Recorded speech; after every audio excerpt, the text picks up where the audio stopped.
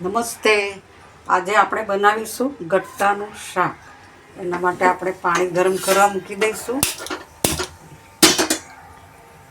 અને હવે આપણે લોટ તૈયાર કરીશું. ચણાનો ઝીણો લોટ હોય છે, એમાં આપણે ઘી નાખીશું, સ્વાદ અનુસાર મીઠું નાખીશું,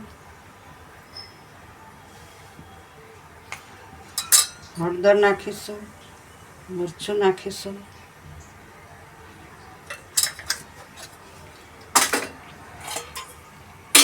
અને થોડુંક દહીં નાખીશું. આનાથી ગટ્ટા પોચા બને. દહીં અને ઘી નાખવાથી ગટ્ટા પોચા બને. હવે આપણે એને પલાળીશું.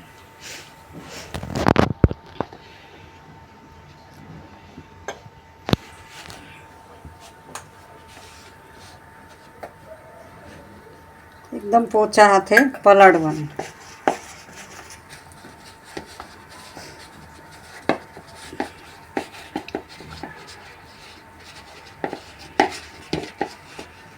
આ રીતે લોટ કરી દેવાનો.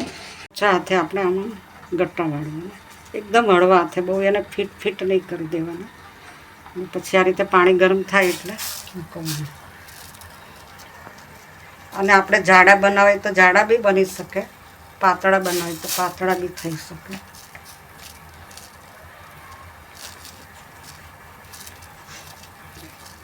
આમ હળવા હાથે આ રીતે કરી દેવાનું. આપણા ગટ્ટા હવે થઈ ગયા છે. હવે આપણે એને પ્લેટમાં કાઢી દઈએ.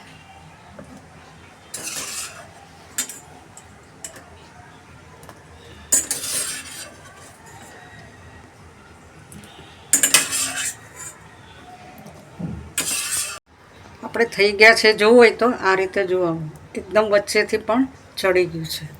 હવે આપણે એને નાના નાના પીસ કરી દઈશું. અને તમે મોઢામાં મૂકો તો બી વચ્ચેથી સહેજ બી કાચું ના લાગે.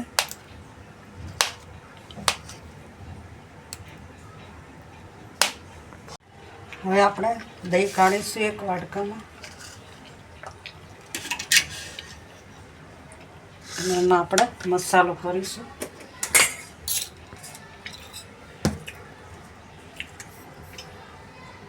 સ્વાદ અનુસાર મીઠું,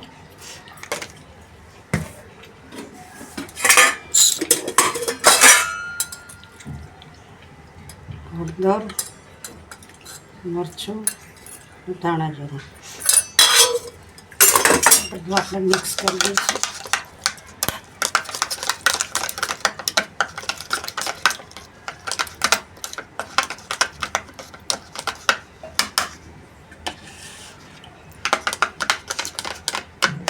હવે આપણે વઘાર કરીશું.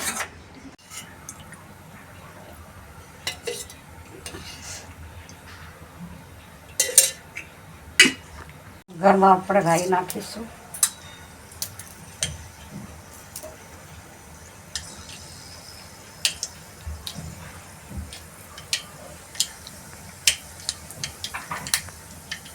હિંગ નાખીશું,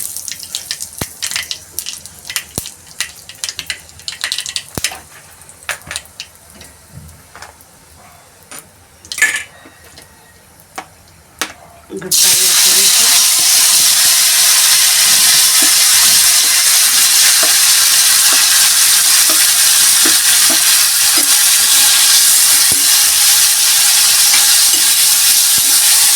આપણે એને તેલમાં થોડા સાંતળવા દઈશું.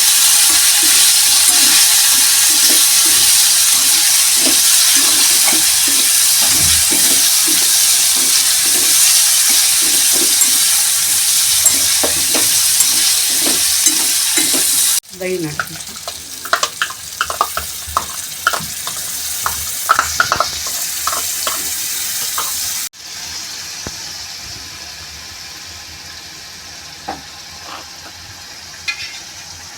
આપણે જે ગટ્ટા બનાવ્યા હતા એ પાણી હતું. જે વાસણમાં આપણે ગટ્ટા બનાવ્યા હતા એમાંથી થોડું આપણે પાણી એમાં નાખીશું.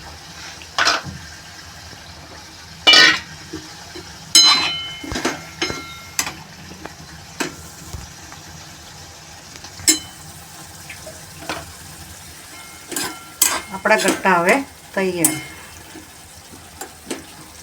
ગટ્ટાનું શાક આપણું તૈયાર.